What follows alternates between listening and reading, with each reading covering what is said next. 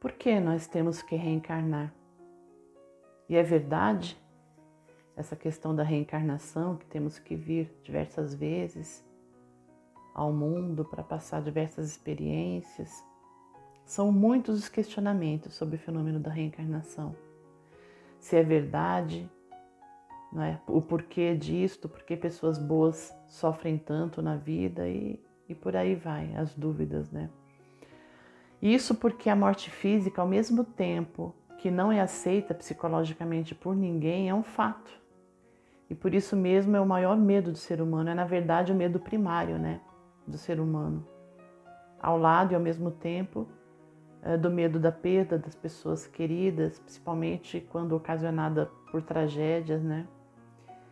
E a não aceitação e o medo da morte é natural, primeiro devido ao próprio instinto de preservação do ser humano, que não permite, né, a aceitação da aniquilação da vida.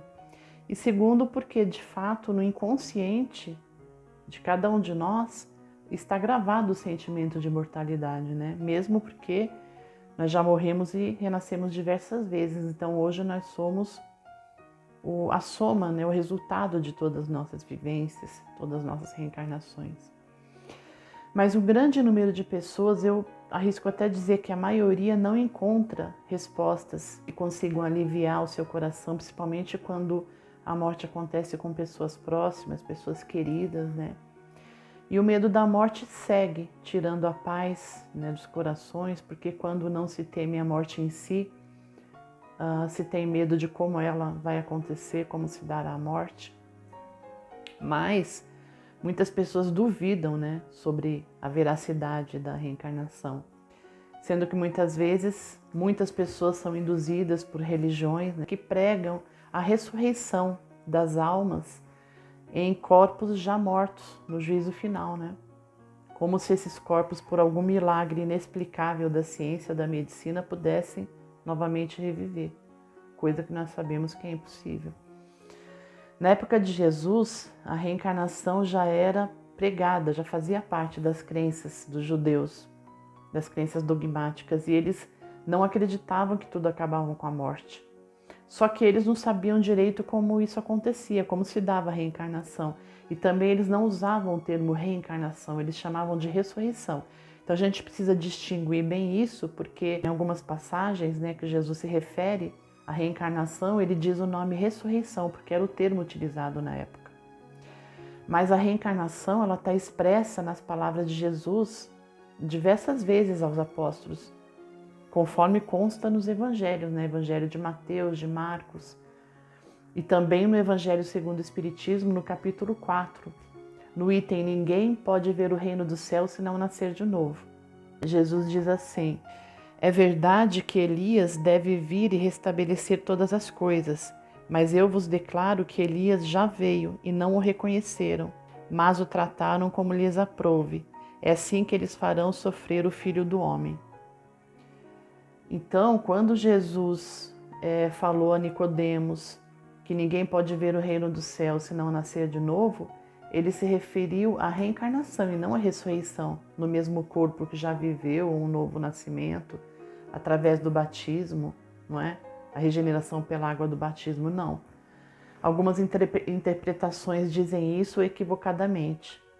E essas interpretações são refutadas, combatidas no capítulo 4, item 7 de O Evangelho segundo o Espiritismo.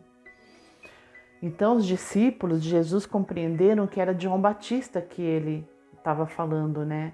E que ele se referia à reencarnação em outro corpo, a reencarnação de Elias no corpo de João Batista. E isso é incontestável, porque o corpo de João não poderia ser o mesmo corpo de Elias, porque o João Batista, ele tinha sido visto quando criança, então era impossível ser ressurreição, não é? E também a ciência demonstra que é impossível o retorno da vida ao corpo que já morreu, porque os elementos do corpo morto já estariam absorvidos, dispersos, né? Isso também consta no Evangelho. Então Jesus, sem sombra de dúvida, se referiu ao fenômeno da reencarnação, sendo o retorno da alma a vida corporal, mas em corpo diferente, que nada tem a ver, nada tem em comum com o corpo antigo. Então nós vemos que a reencarnação, ou seja, a pluralidade das existências, está claramente expressa nos evangelhos, de modo que negar a reencarnação é negar as palavras de Jesus. E por outro lado, é bem evidente que a reencarnação é uma necessidade inerente ao ser humano por vários motivos. A gente vê diariamente na mídia, por exemplo, crianças prodígio com 2, 3 anos de idade, até menos que isso, que mostram assim capacidades do espírito incríveis, né? Provando que tem um dom, um conhecimento que vem de outras existências passadas, porque elas não tiveram tempo nesta vida para ter aprendido essas coisas, não é? Para justificar essas capacidades intelectuais, artísticas, científicas que elas têm. Tem aquela menina, por exemplo, australiana, que chama a Elita André. Ela pinta quadros desde 9 meses de idade, gente. Como que pode ser explicado isso? E outras tantas crianças que, super novas, né, são gênios químicos, físicos, músicos, artistas, comprovando a veracidade do fenômeno da reencarnação através desses talentos, né, que elas expressam, que elas apresentam sem nenhuma outra explicação plausível. Ninguém pode explicar isso. E outra questão importante a ser considerada é a impossibilidade de explicar as anomalias, as injustiças aparentes da vida sem considerar a reencarnação. Pense bem sobre isso. Então nós vemos que no nosso inconsciente está todo o conteúdo de todas as nossas reencarnações.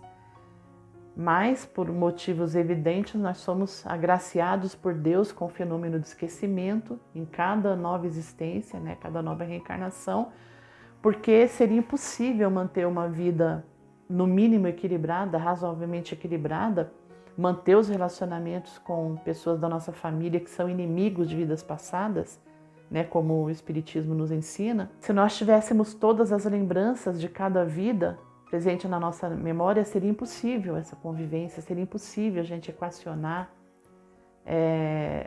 essas pendências, né, que nós temos, que nós reencarnamos com essas pessoas.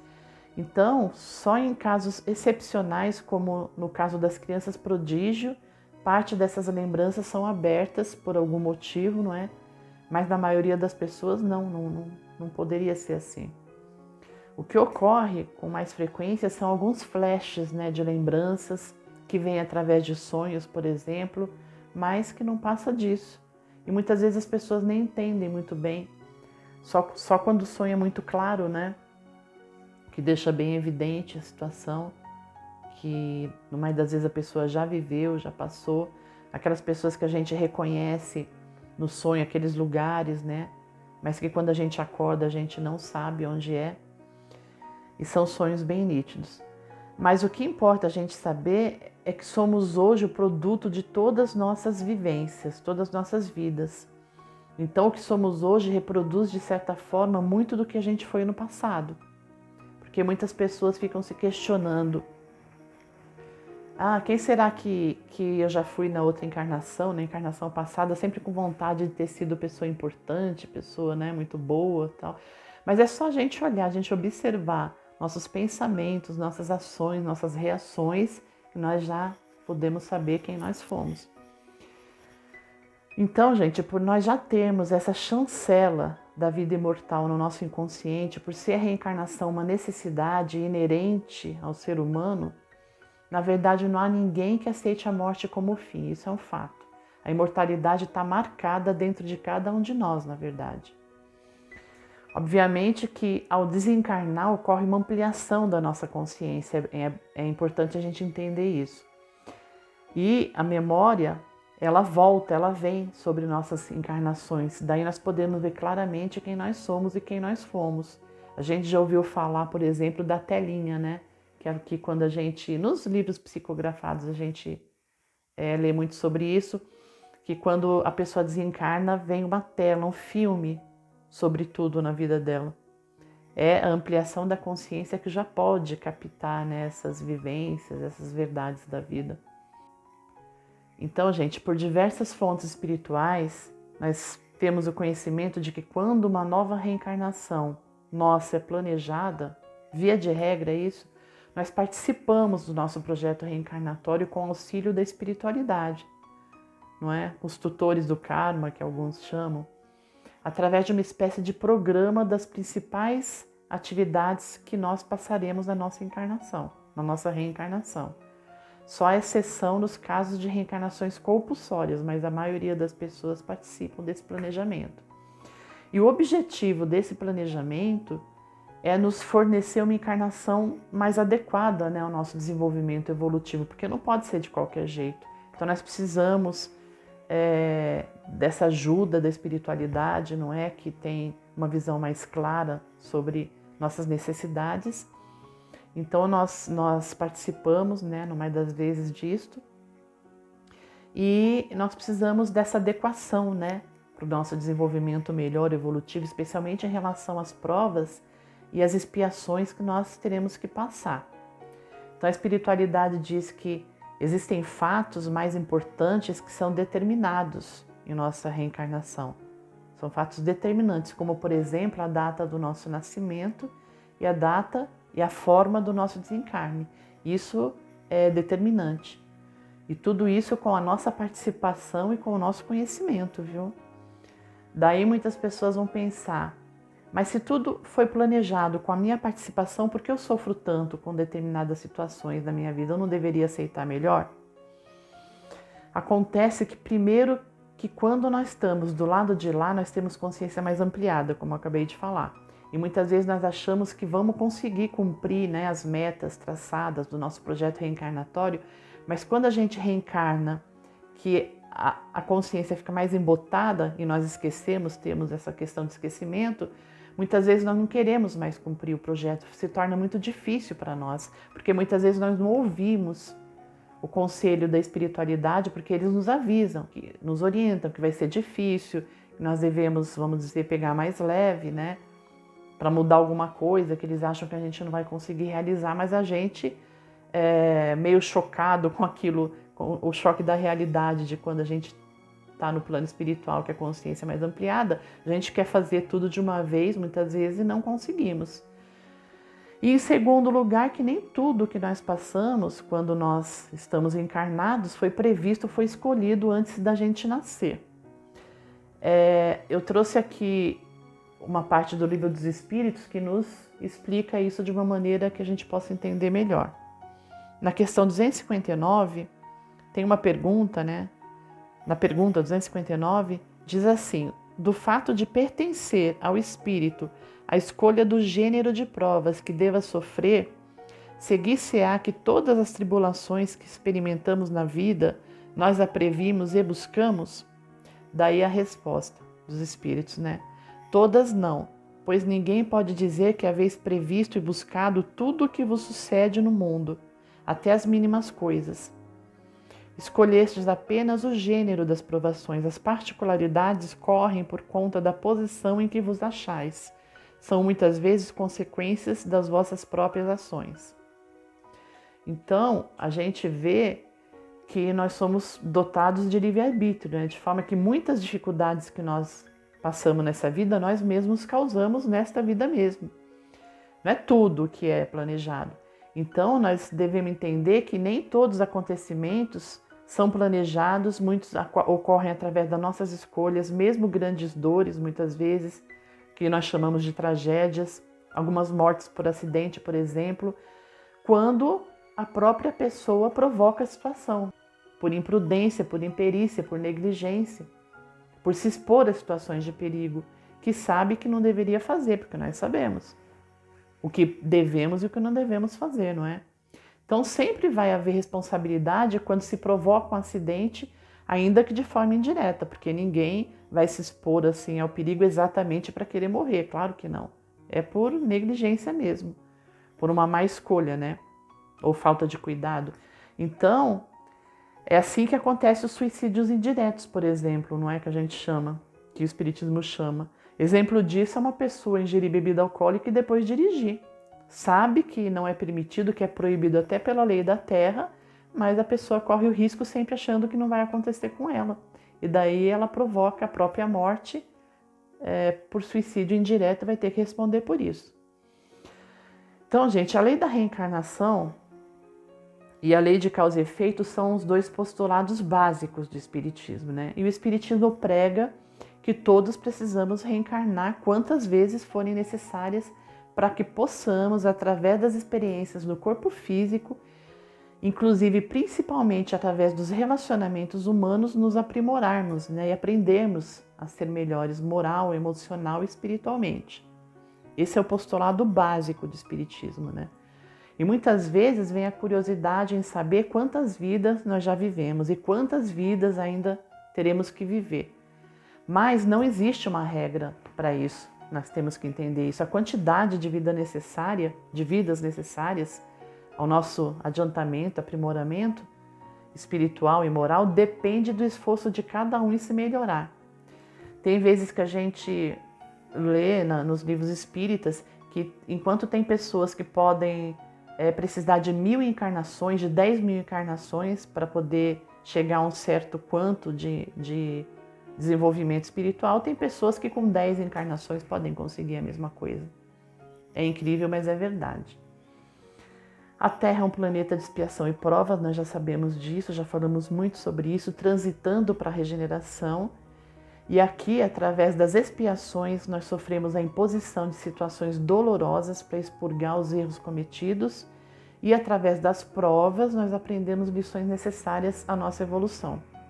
Então, a Terra constitui a escola para que cada espírito possa aprender, possa se melhorar e ser cada vez melhor e mais feliz. Então, resumindo, muitas vezes as dificuldades e sofrimentos que nós enfrentamos são consequências dessa existência mesmo, de nossos próprios erros, equívocos e falhas, e outras tantas vezes os sofrimentos são consequência de expiações ou provas a que somos submetidos. Da mesma forma, por falhas do passado e por necessidade de aprendizado, não é? As expiações são experiências mais dolorosas, das quais o ser precisa obrigatoriamente enfrentar através do desgosto, não é? Pelo erro, pelos vícios, pelo cansaço, pelo sofrimento causado pelos erros cometidos e deseja substituir esses erros, esses vícios por virtudes. Já as provas são para treinar, para comprovar força, firmeza no bem, onde o espírito se decide entre as tentações, né, da vida terrena, por optar pelo bem através da sua decisão de ser melhor, porque sabe que se falhar vai ter que repetir a lição.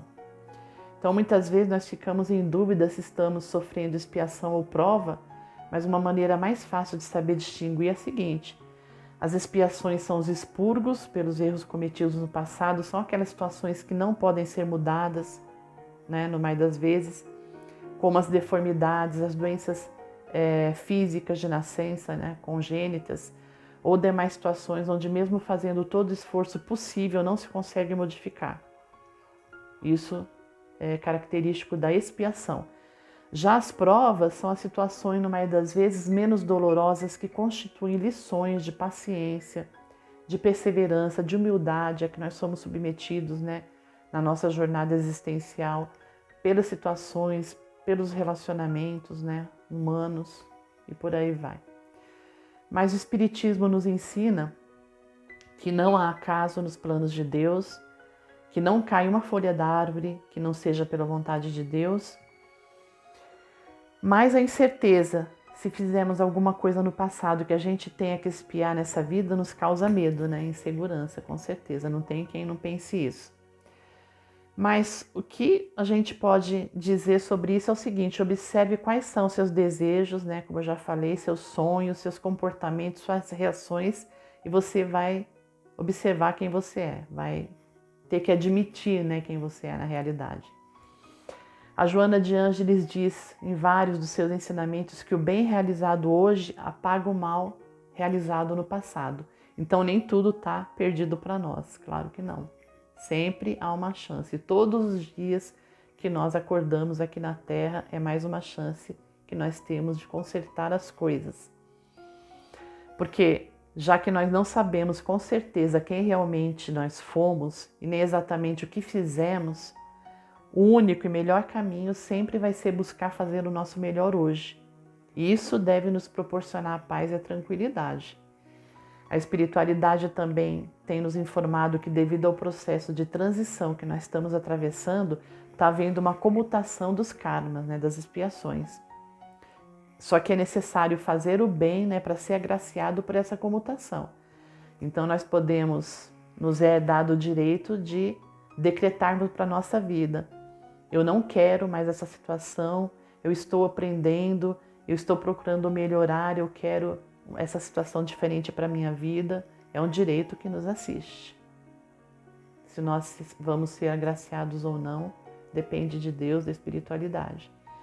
Agora, para conseguirmos fazer o bem, nós precisamos ter cuidado, porque o apego à ilusão da matéria, que nos leva à ambição, ao preconceito, ao desejo de ser melhor do que os outros, isso é que nos arrasta para baixo, nos leva a esquecer dos nossos compromissos, né, morais que nós assumimos, né, lá na espiritualidade, como nós falamos, o que nós ajudamos a projetar para a nossa vida. Aí acabamos esquecendo e daí nós somos prejudicados por isso. Então o ter, né, tem sido mais importante do que o ser, e isso nos leva ao egoísmo. Nós precisamos frear esse processo na nossa vida para passar a identificar os valores reais, para poder ter leveza e paz, encarar as dificuldades como aprendizado e não como vitimismo, como uma fatalidade. Então, gente, grande parte do sofrimento que nós passamos aqui na Terra acontece devido a essa importância imensa que nós damos à matéria. Isso nada mais é do que por ilusão, e também porque nós não nos vemos como seres imortais reencarnados temporariamente aqui na Terra. Nós precisamos nos ver assim, vivenciar isso. Essa teimosia em tentar esquecer que nós somos espíritos e não matéria, que nós somos espíritos que estamos temporariamente no corpo e não um corpo que tem um espírito. Isso nos leva a toda espécie de erro, aos medos, às frustrações, aos conflitos, né?